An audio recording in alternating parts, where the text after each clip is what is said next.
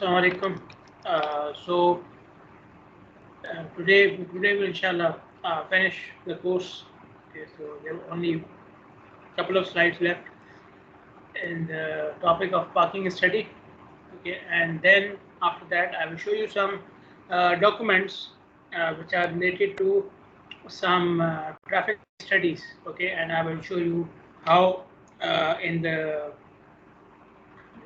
real world, in the practical world, the things which we have studied can be useful. Okay, how they are applied. Okay, so before that, last time we talked about on-street parking facilities, the study for them, and I showed you some data, and we calculated accumulation and turnover rate and parking supply duration, these things. Today we will start the discussion about off-street facilities. Off-street means then it is, completely separated from the facility, completely separated from the street. It has a boundary. You have to enter it and you have to exit it, like your garage or any parking facility which you see in different malls or something. So they can be parking lots which are open to sky, or they can be garages. Okay. Now the study for them is slightly different, because in that case, since you have an entry, okay, so instead of going over the facility, going over all the spaces of the facility and noting down their license plate number, you can do it at the entry of the facility, and you can just stand there and make all your observations from there. Okay, so as the vehicles are entering and leaving, you record their number.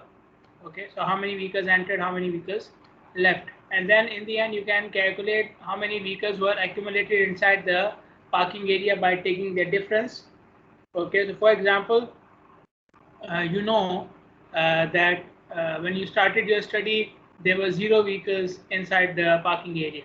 Okay, and then in the 15 minutes, so you do it, you keep the count for 15 minutes, like we do it for traffic counts. We take the count for 15 minutes. So in the same way, we take the count for 15 minutes for the off-street parking facilities as well. So for example, there were 0 vehicles in the parking area. Then in the 15 minutes, let's say 10 vehicles entered and 3 vehicles left. So at the end of 15 minutes, you have how many vehicles in the area? 10 entered, 3 left. How many in the area now?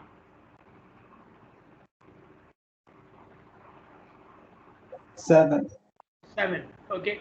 Now let's say in the next 15 minutes, 5 vehicles entered. Okay.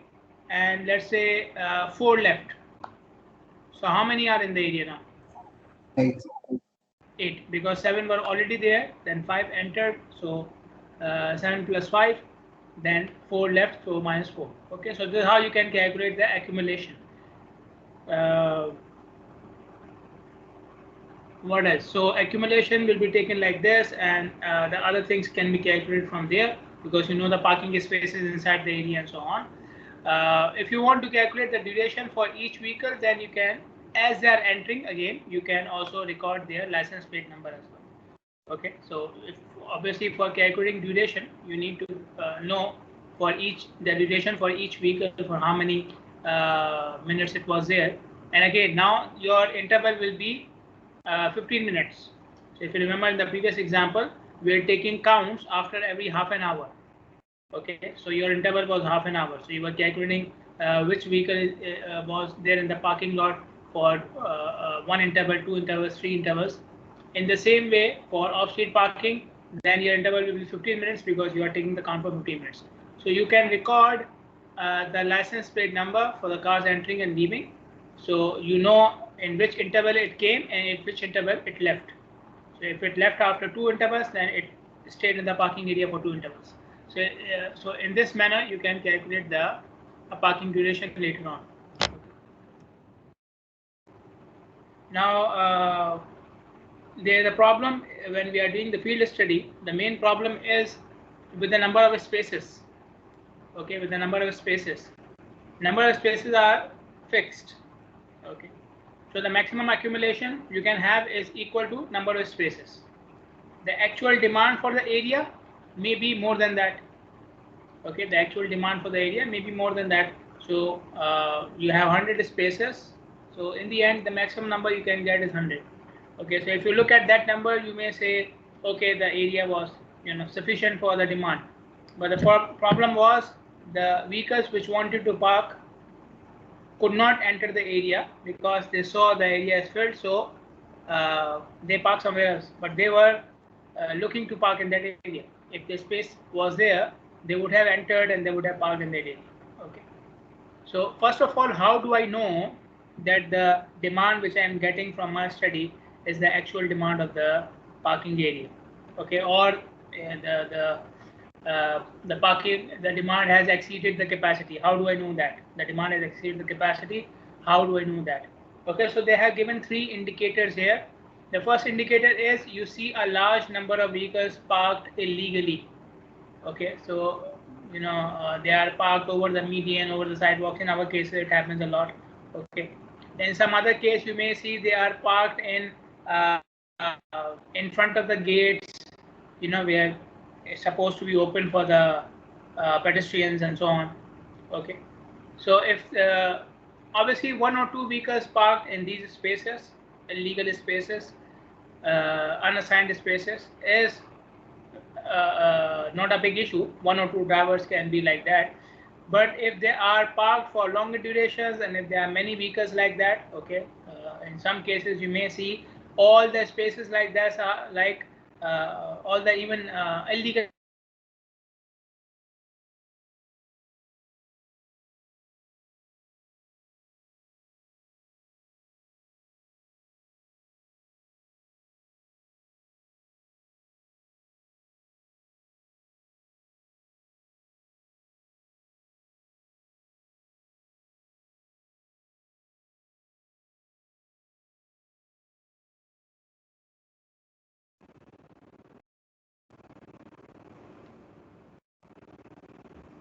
I think I went off for a few seconds.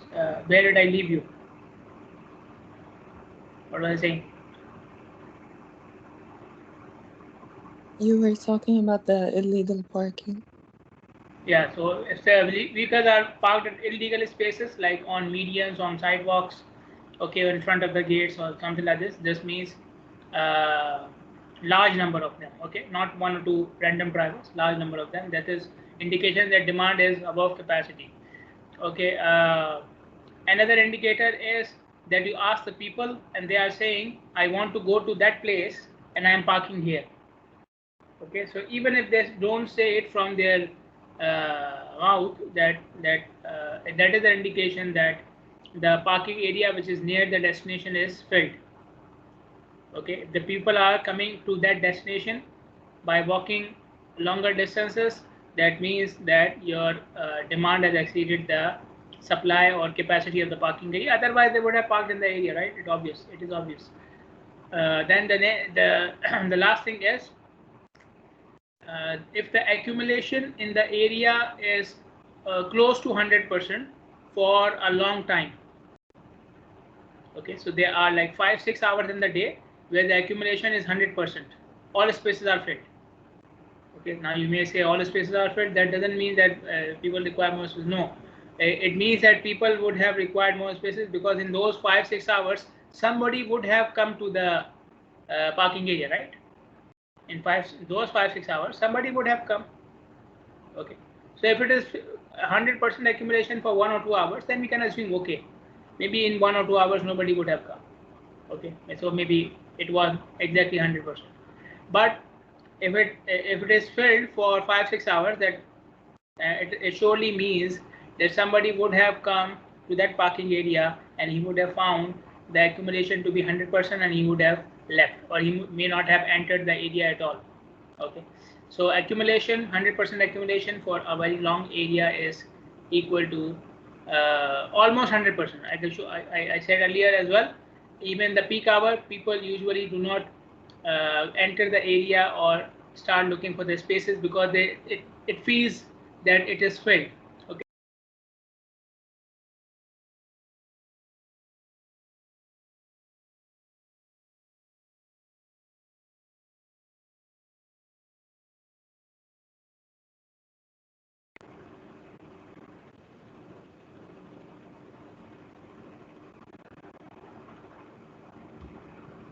I think it happened again. Let me turn off the video. Maybe it'll be better in this way. Okay, so I was saying that yeah, 100% accumulation, close to 100% accumulation, close to 100% accumulation, because I told you earlier that even the peak hour, all spaces are not filled, because once it is more than 90%, then people stop looking for empty spaces and they park somewhere else. Okay, then in support of your parking study, in which you are counting the vehicles or writing down the license plate numbers, you may conduct interview studies as well. You may ask the people, the drivers, some questions as well, and important questions can be related to purpose of the trip, why they are coming. So it will affect, I showed you in the last lecture, that their duration can be affected by their purpose, their walking distance can be affected by their purpose, and so on. So you can ask them about their trip purpose. You can directly ask them about their duration as well. Okay, you can ask them how much distance they have walked to come to this destination. Okay, and you can also ask other characteristics which you think can affect their decision to park. For example, whether they are coming alone in the parking area or they are sharing the parking with someone. Okay, what is their attitude regarding coming to the place, at what time they usually come, and so on. Okay, so obviously for finding out these things, you cannot rely on the license plate study and counting the cars. These things cannot be taken. Okay, duration you can calculate, but the other items cannot be taken from the license plate study. Okay, one more thing which is possible, but it is very unlikely that you will get information from there, is to do origin studies by using the license plate number and asking the traffic department to give you the address of that person using the license plate number. So you know from where that person came to that area. Okay, so that will be origin study, because you know the destination is where he parked, but you want to know his origin. So you can write down the license plate number and ask the traffic department to give you the origin of the car. Okay, but obviously for that you need permission. Okay, you need permission from the traffic department, from the government, and also you need consent from the road user as well, the driver for whom you will take the address, because you are taking his personal information, right? So you need a lot of approvals. Okay, let me show you a sample of a parking study. It was done for a senior project in UOB when it was on campus.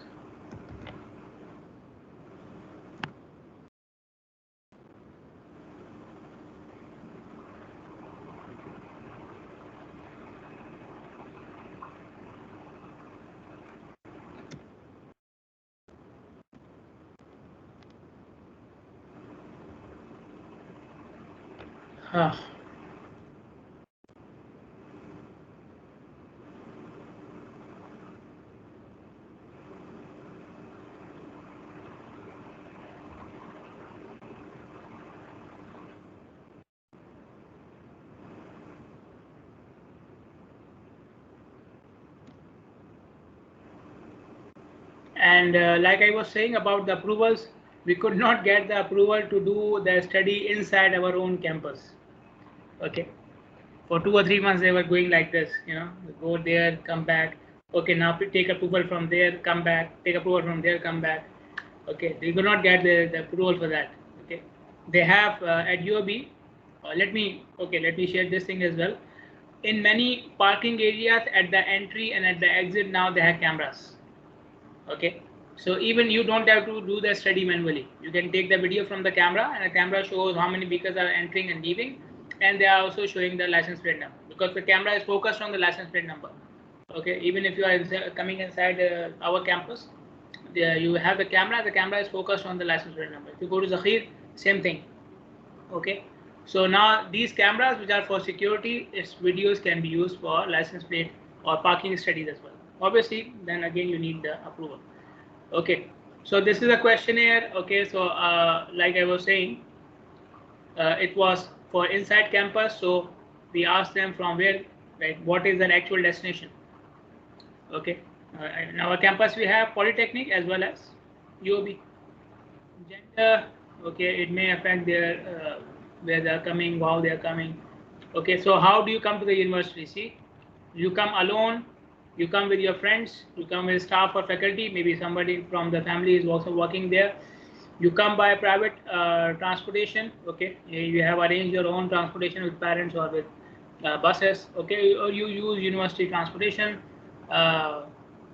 Do you use a university parking area? Because at that time, if somebody for I think many of you were being on campus at that time, so you may remember that you many of us used to park outside if we came late. Okay, because we knew that if we come inside the parking area, we will just waste time in looking for the spaces. It will not be found. So it is better to park directly outside and just walk inside. Okay, it used to happen to us a lot. Okay, especially to you guys, not to us. So this is what I was saying earlier.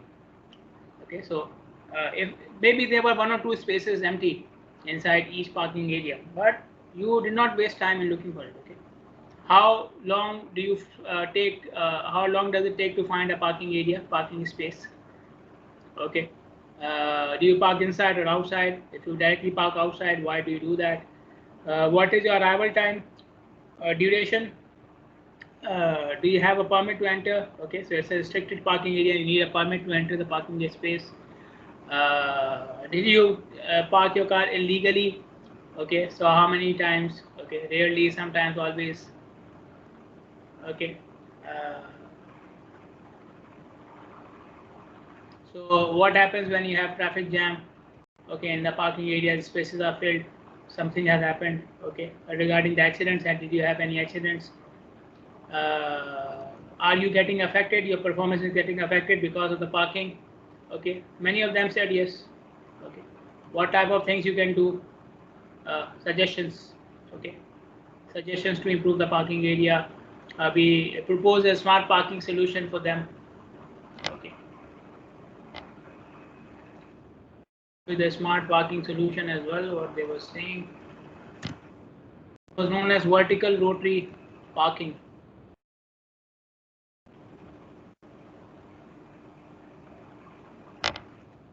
Something like this.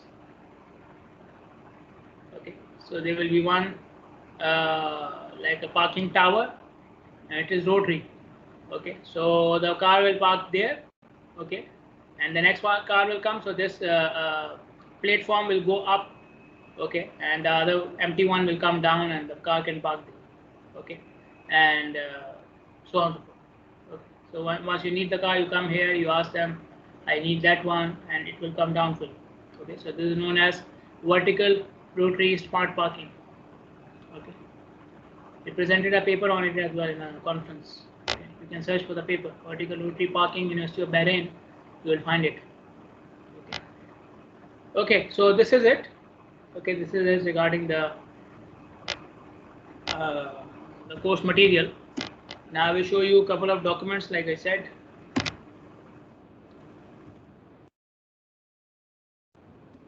Recently completed a study in Pakistan, not we, like one of my friends.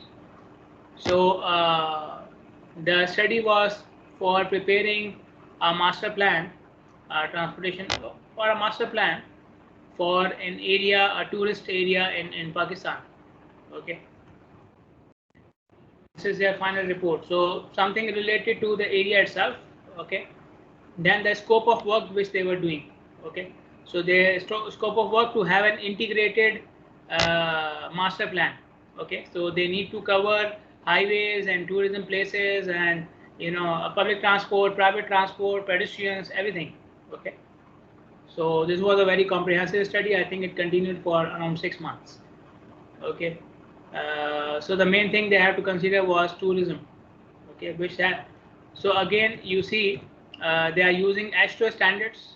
They are using geometric design of highways. Okay, the standards which we have used in our study as well. They are using highway capacity manual. level of not level of service, but doing the studies. Okay, they did not calculate the level of service. What modes of transport they were considering? Obviously, transportation of people and goods, including roads, railways, airways as well. But in the end, so airways like in the form of a helipad. They have a helipad there. Okay. So first of all, they collected data about the road network itself. Okay, and you can see they divided the roads into different types, and these are types which we have studied as well. They focused on arterials and collectors. Now, if you go to chapter 1, you will find that when we are talking about transportation planning, we said you can ignore the roads which have low traffic demand. The local roads can be ignored at the time of planning.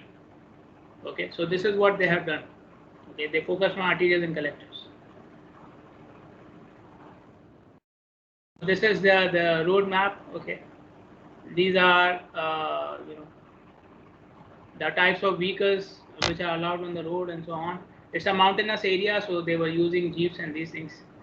Okay, so this is the information about each road, the starting point, the end point.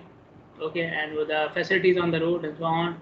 Parking study, they did a parking study as well on the tourist spots. On the tourist spots, they did the parking studies as well. Okay, in the same way which I have explained to you. Okay. So the first of all, they found where are the parking areas. Okay, they did studies for public transportation as well. I may have then pedestrians. Okay, they did some literature review. That's not important. Traffic counts. Okay, origin destination counts. Okay, they did not do origin destination count. They did screen line counts basically. Okay, because they were interested in how many vehicles are entering and leaving the area. Okay, so if you go back to the traffic engineering course, you will find that we have discussed screen line counts. Okay, they are calling the origin destination as well, but this was not origin destination. In fact, they asked me, we did this, what do you call it? So I told them you call them screen line count. Okay, so they changed the name, but they said no, when we were doing it, we called it origin destination count. So we'll keep it. Okay, this is the information which they collected in their counting. They asked the drivers from where they're coming and so on. Okay, type of vehicle on which it was coming, number of passengers in the vehicle, origin of the journey. Okay, immediate destination, final destination, which places they will visit. Okay, so what were their stops when before reaching their destination, and any other relevant information. Okay, in parking study, they calculate parking demand, accumulation, turnover rates, parking duration. See, same things which we have done. Their timing was from 8 a.m. to 8 p.m. Okay, so they did for 12 hours. Okay, then this is some analysis. Okay, now you see equivalency factors, the use of equivalency factors for converting the traffic counts to passenger cars. Okay, so they call them passenger car units. Okay, so all vehicles must be converted to passenger car units. Now here you see it is fixed. Okay, because according to their local standards, they said it is fixed. In our case, we said that it is as per the gradient and so on. Then you see they have used the peak hour factor to calculate the peak hour factor, directional distribution factor. Okay, for calculating how much traffic is coming in the peak 15 minutes and the peak direction. Okay, so they found the peak hour factor was 0.83. Now it's a tourist place, so peak hour factor is slightly lower. Otherwise, for urban areas, you will find them to be higher. Okay, and then you can see the counts as well. Then on the okay, this is then they calculated ADT. Okay, they calculated ADT by increasing how much 10 to 20% traffic in their 12-hour count. Okay, so they took account for 12 hours or something, close to 12 hours. Then they said the count which we left, okay, that the other 10 to 12 hours in which we didn't do the count, obviously it is the time for very low traffic. Okay, so we will not just double it. Okay, because most of the vehicles will come during the 12 hours of the day. So in the 12 hours of the night, we can just add like around 20% to that traffic, and it will become our ADT. Okay, average daily traffic. And this is the pattern of traffic in terms of time. Okay, so you can see the counts are given for each 15 minutes because obviously they had to calculate the peak hour factor and so on. Okay, so this is the blue line is for traffic entering, and the orange line is for traffic leaving. Okay, this is for one corridor, one entry point, and this is for another entry point. Okay, then they projected it for the future. Okay, using 5 to 6% growth rate. Okay, they took it from another study. Okay, so sometimes you have to do that as well. Now you can see here they projected the count for different years using different percentages. Okay, it was from the client. Okay, it was a requirement from the client that don't just predict it using 1%. We want to see the effect, because we will do some construction work in the area, we'll improve the facilities, we'll do this and that. So maybe the projection rate, the prediction which you are making using the rate, it may not happen in the end. Okay, so we want to see different projections, different predictions. Okay, so these are predictions using different rates. So the maximum was as per the previous study, but they went it for they did it for 1%, 2%, 3%. Then this is the design for the footpath. For pedestrians, they did not do any study. They just looked at the condition of the road. Okay, what a footpath means, the sidewalks. Okay, sidewalks. They call them footpaths in Pakistan. This is the streamline count. Okay, so you can see here they use the same equation which we have used for calculating number of samples in our traffic engineering course. They took 95% confidence level tolerance of plus minus 5%. Okay, so if you see if you go back and look at the traffic engineering course, you will find the equation for calculating sample size for spot street. They use the same equation. Okay, you can see the same parameters. So they did the interview studies for streamline count. This is the study for parking areas. Okay, calculate parking demand for 12 hours. Spaces required for 12 hours. Now this guy told me after they did the survey. This guy told me that we had lots of vehicles which are parking in like almost every place. Okay, so like I was mentioning here, one of the indications, large number of illegally parked vehicles. So he found it there in the study, and on the basis of that, they concluded that obviously the area is going it has below demand. The capacity of the area is below demand. Okay. So using the parking spaces, they calculated the area.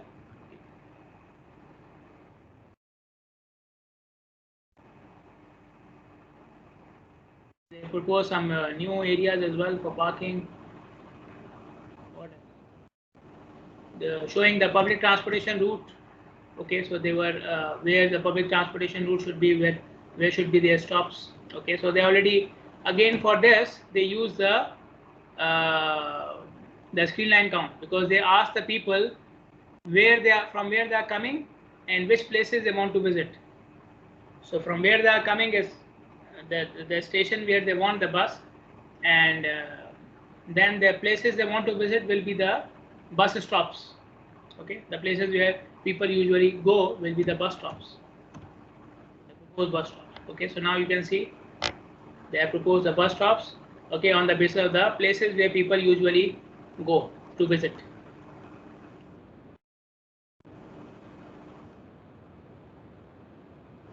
So they propose an interchange as well.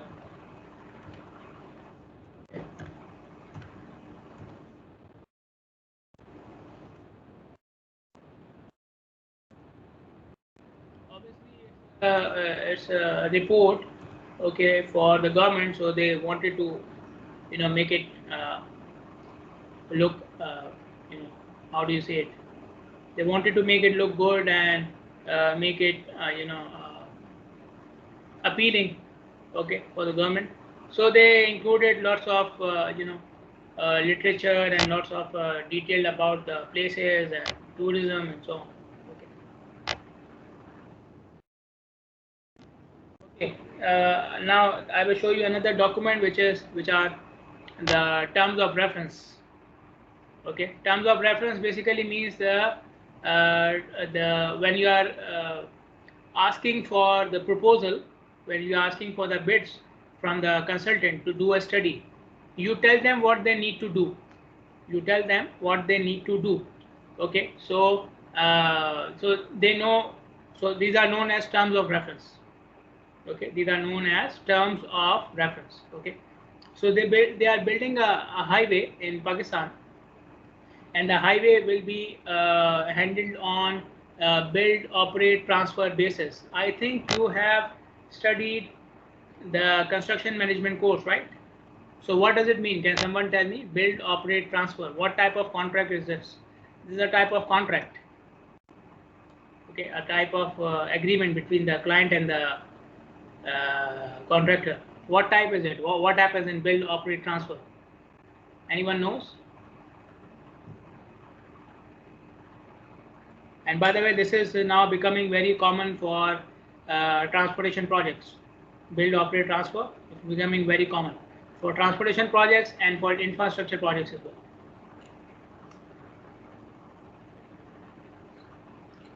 Build, operate, transfer. What does it mean?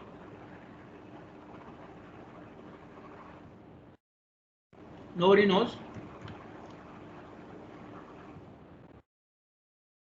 Okay, let me tell you. Build, operate, transfer basically means that the contractor will build the place, he will operate it.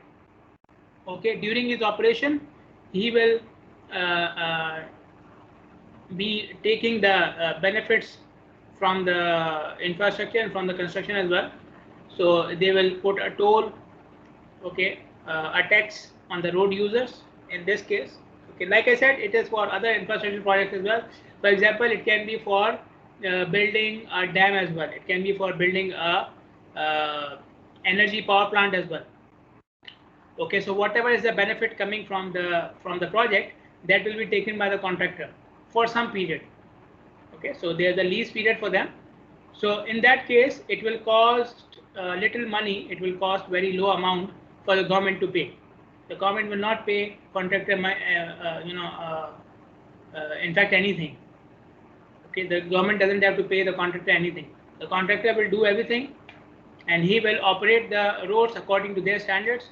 But he will take a tax from the road users, and that will be his benefit, and he will do so for few years. And once the profit is collected, and he is now whatever the terms they have agreed, then the contractor can hand over the road or hand over the facility back to the government, and then the government will operate it and they will be using it.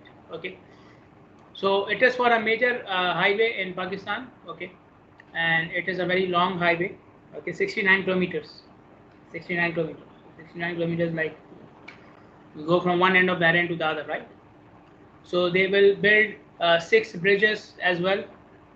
No, sorry, not 6 bridges. They will build bridges of 6 lanes as well. Okay.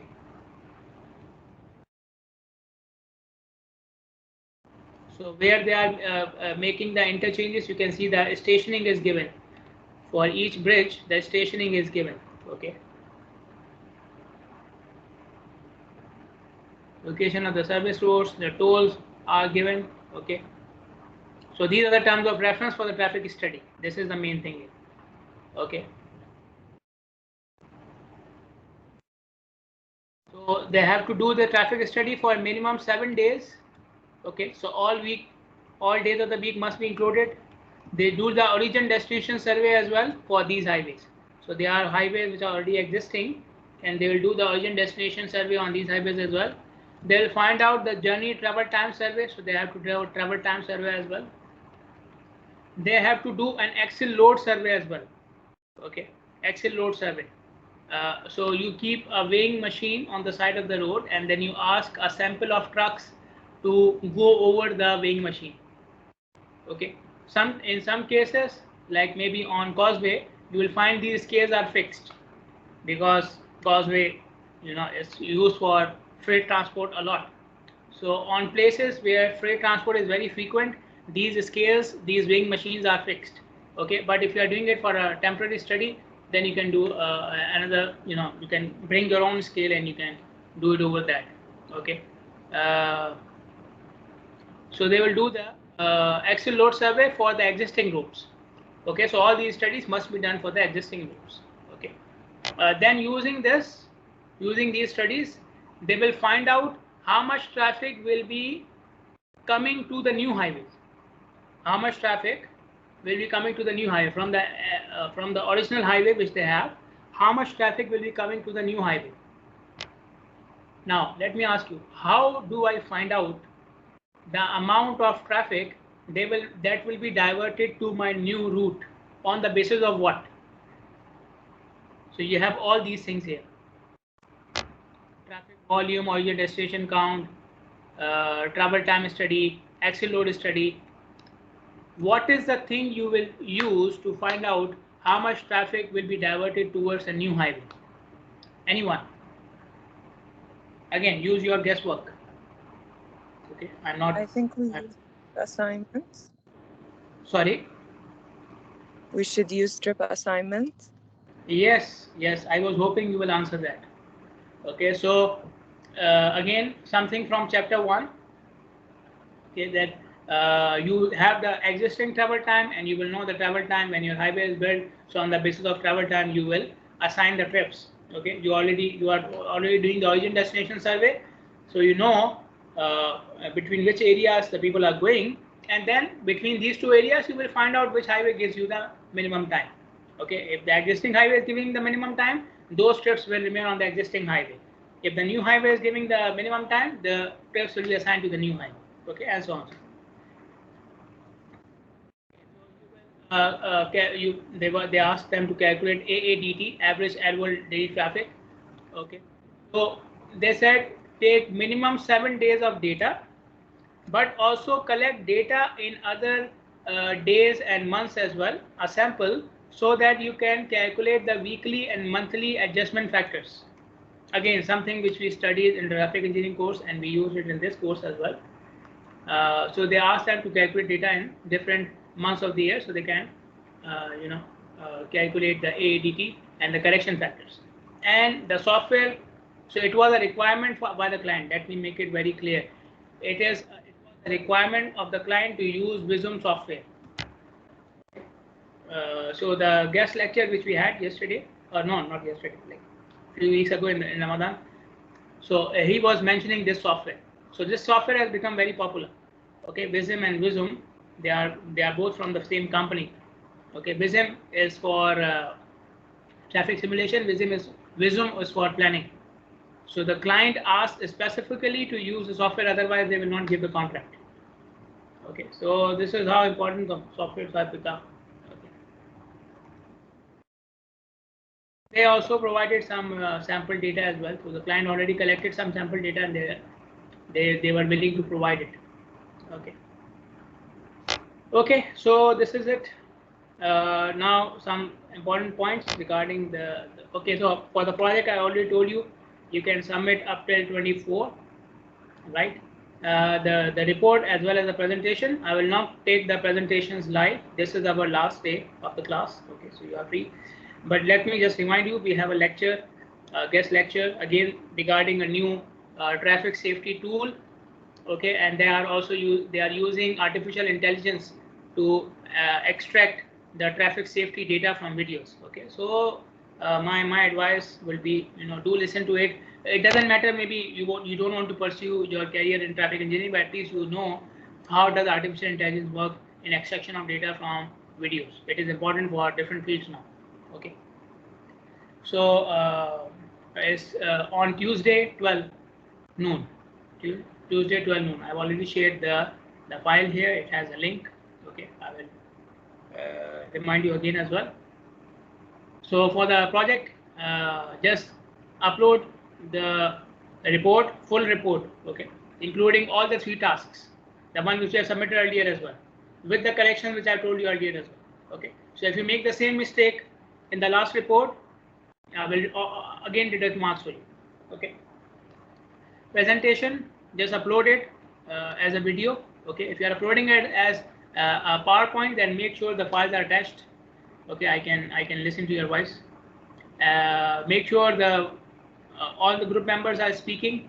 Okay, and one way to do it is, because sometimes I cannot differentiate between your voices, so you can introduce yourself. Okay, like, this is me, I am Munab Gassar, and I'll be talking about this, and you start off. Okay. For the exam, 2-hour exam, you know that, right? So I will again, we will have theory part, but theory part will be extended. Okay, so the maximum time for theory part is half an hour. So I think the exam is starting at 8:30. So the maximum time is 9. Maximum time is 9. Okay, you will have 10 true false, 10 multiple choice, 2 short questions. Everything from the last 2 slides, from the last 2 lectures. Okay, all these things from the last 2 lectures. Multiple choice, true and false, and short questions from the last 2 lectures. The remaining can be from anywhere, and there will be 4 numericals. 4 numericals. Okay, so again, in the same way like we did the term exams. Okay, you will attempt the theory part first. Okay, after 15 minutes the numerical part will open. So if you can finish the theory part in 15 minutes, you can start with the numericals. Okay, so potentially you can have 1 hour and 45 minutes for the theory, for the numericals, potentially. Obviously, if you put more time in theory, you will lose the time for numericals. So 4 numericals. Okay, and they can be from anywhere. Okay, and again, same thing, file format, Word or PDF. Okay, or picture, and it will be on Blackboard. You have to be on camera. Okay, one of you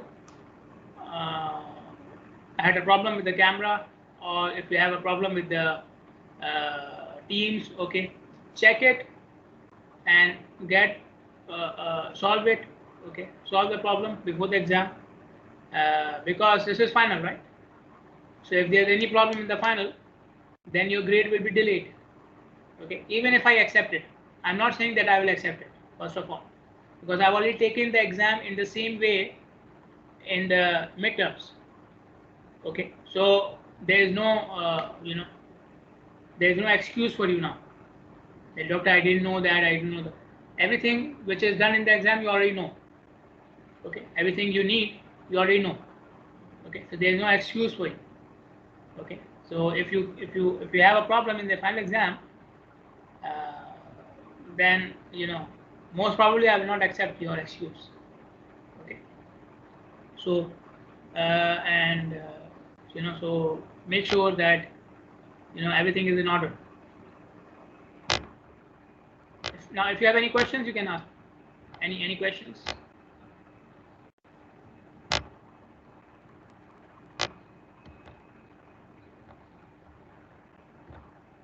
Okay,